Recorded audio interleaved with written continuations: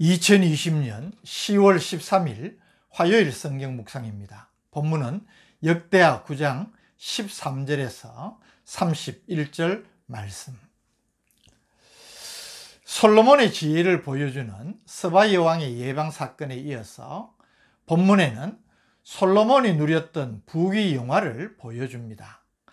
단순히 한 개인의 부귀 영화를 말하는 것이 아니라 하나님께 자신의 개인적인 소원이 아닌 하나님의 백성을 잘 다스릴 수 있는 지혜를 구하여 하나님의 응답으로 구하지 아니한 부귀 영화도 주리라는 하나님의 축복을 받았는데, 그 하나님의 축복이 어떻게 성취되었는지를 보여주고 있습니다. 13절, 솔로몬의 세입금의 무게가 금 666달란트요. 여기 세입금이라는 것은 백성들로부터 징수한 세금 외에 주변 국가의 곡물, 또 무역 관세 등이 모두 포함된 것으로, 그 무게가 666달란트라는 것은 약 23톤 상당의 금을 말하는 것으로, 이스라엘의 재정 기반이 얼마나 견고하고 또 강성하였는지를 보여줍니다. 이외에도 무역업자들이 이익의 일정액을 바치고 주변 국가에서 많은 곡물들을 바친 것도 볼 수가 있습니다. 14절, 그 외에 또 무역상과 객상들이 가져온 것이 있고, 아라비아 왕들과 그 나라 방백들도 금과 은을 솔로몬에게 가져온지라. 금이 얼마나 풍성했는지를 보여주므로 솔로몬의 이 이스라엘 왕국이 얼마나 번성하였는지를 보여주는 구절이 계속됩니다. 15절, 솔로몬 왕이 쳐서 느린 금으로 큰 방패 200개를 만들었으니 방패 하나에 든 금이 600세겔이며, 16절, 또 쳐서 느린 금으로 작은 방패 300개를 만들었으니 방패 하나에 든 금이 300세겔이라. 왕이 이것들을 레바논 나무궁에 두었더라.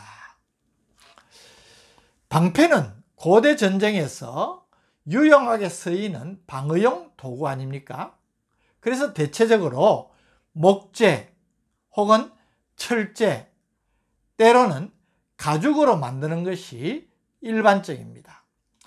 예외적으로 아주 대국에서는 왕의 위엄을 드러내기 위해서 왕을 친히 호위하는 시위대용 방패는 목재 또는 철재로 만든 방패 위에 금을 덧입혀서 만들었다고 합니다. 여기 큰 방패는 전신을 가릴 만한 크기이니까 금이 많이 들겠지요. 그래서 약 600세겔, 우리 도량형으로 이야기하면 약 7kg의 순금이 들고, 작은 방패는 좀 더 민첩하게 사용 가능한 것으로 크기가 작은 만큼 금도 절반가량 들었다는 이야기입니다.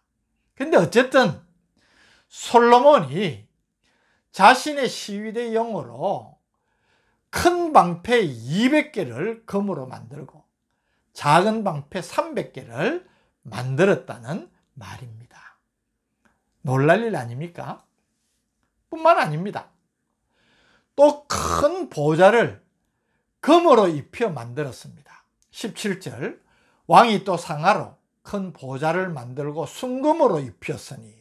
18절, 그 보좌에는 6층계와 금발판이 있어 보좌와 이어졌고, 앉는 자리 양쪽에는 팔걸이가 있고 팔걸이 곁에는 사자가 하나씩 섰으며, 19절, 또 12사자가 있어 그 6층계 양쪽에 섰으니 어떤 나라에도 이같이 만든 것이 없었더라.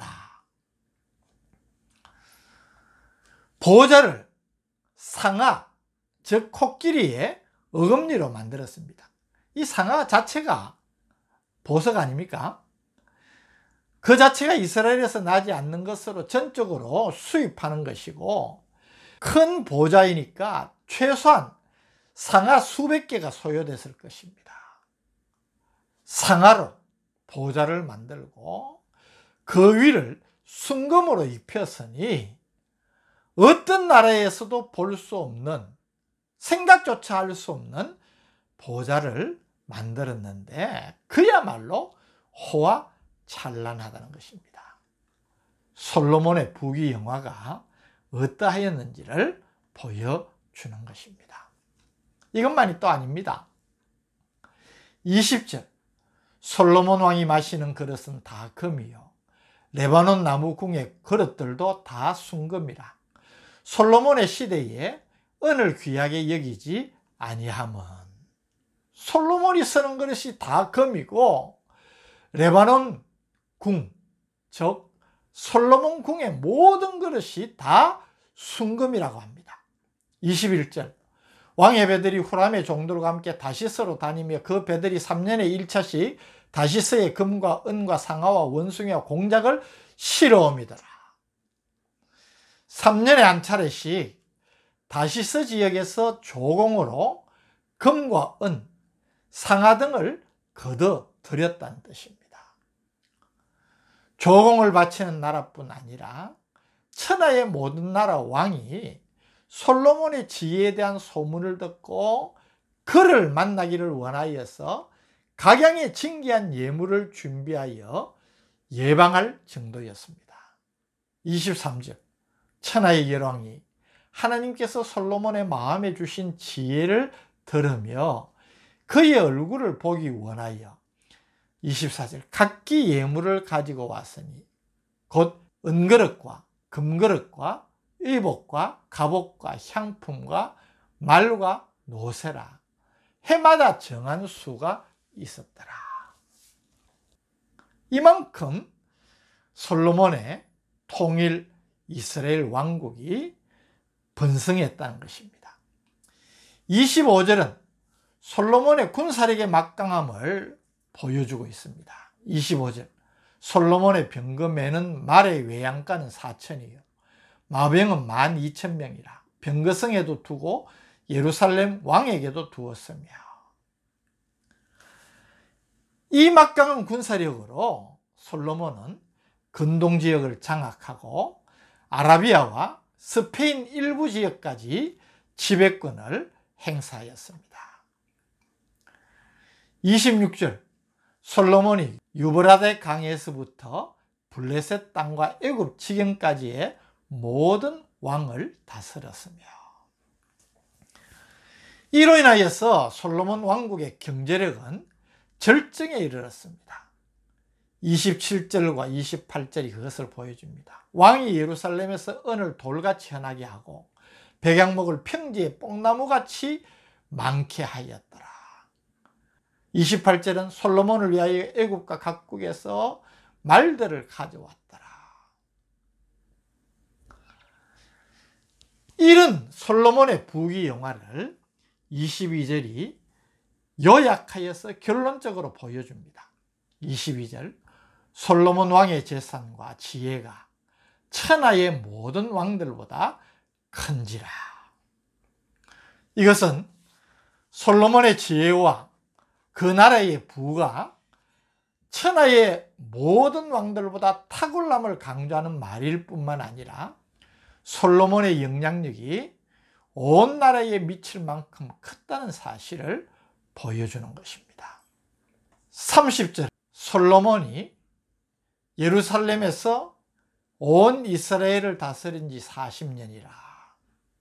31절, 솔로몬이 그의 조상들과 함께 잠에 그의 아버지 다윗의 성에 장사되고 그의 아들 르호보암이 대신하여 왕이 되니라. 이 기록으로 솔로몬의 치적에 대한 기록을 마감하고 있습니다. 솔로몬이 이스라엘의 왕이 되어 나라를 다스린 지 40년, 주전 930년 향년 60세를 일기로 죽어서 다윗성에 장사되었습니다.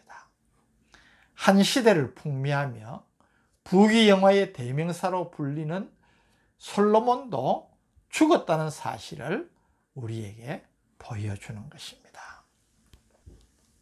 사랑하는 성도 여러분, 한 사람의 인생을 통하여서 그를 말할 수 있는 그가 남긴 치적들이, 업적들이, 흔적들이 남게 됩니다. 오늘 우리는 만일 어느 때에 우리의 인생이 마감된다면 우리는 어떤 흔적을 남길까 생각해 봐야 되지 않겠습니까?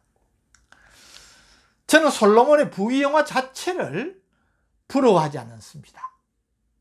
그러나 솔로몬이 우리에게 보여주는 놀라운 영적인 지혜를 배우고 싶습니다. 솔로몬은 하나님이 내가 내게 무엇을 줄까? 네가 구하는 것을 다 주리라. 자신은 하나님께서 마음에 쏙 들어하는 지혜를 구했습니다. 부와 재물과 종기를 구할 수 있었지만 그는 그런 것 언급지 않고 지혜를 구했습니다. 때문에 하나님께서 오늘 우리에게 보여지는 이런 놀라운 모든 것을 하나님께서 주심으로 그것을 누리게 되었다는 것입니다. 솔로몬의 부귀영화는 하나님의 약속의 성취입니다. 오늘 우리가 만일 스스로 부귀영화를 바란다면 그것은 그야말로 안개와 같은 것이 될 것입니다. 그러나 우리의 믿음을 보시고 우리가 하나님 앞에 행하는 삶을 보시고 하나님께서 허락하시는 축복의 약속의 성취로 우리의 인생이 이루어진다면 그것은 빛나는 우리의 삶의 흔적이 될 것입니다. 마태복음 6장 33절 말씀을 기억하십시다. 그런즉 너희는 먼저 그의 나라와 그의 의를 구하라. 그리하면 이 모든 것을 너희에게 다하시리라. 이 말씀 속에서 또 솔로몬의 인생을 통하여서 주시는 교훈을 우리의 삶 속에서 우리도 행함으로 하나님의 놀라운 축복을 누리는 복된 삶이 되시기를 주님의 이름으로 축복합니다. 오늘 솔로몬의 치적을 저희들에게 보여주심으로 또 귀한 영적인 교훈도 우리에게 주심을 감사합니다. 진정한 지혜가 무엇인지, 정말 복된 인생을 사는 비결이 무엇인지 우리에게 깨우쳐 주시는 대로 우리도 그런 복을 누리고 증거할 수 있도록 하나님 앞에서 지혜로운 삶을 사는 우리가 되게 하여 주옵소서. 예수님 이름으로 간절히 기도드립니다. 아멘.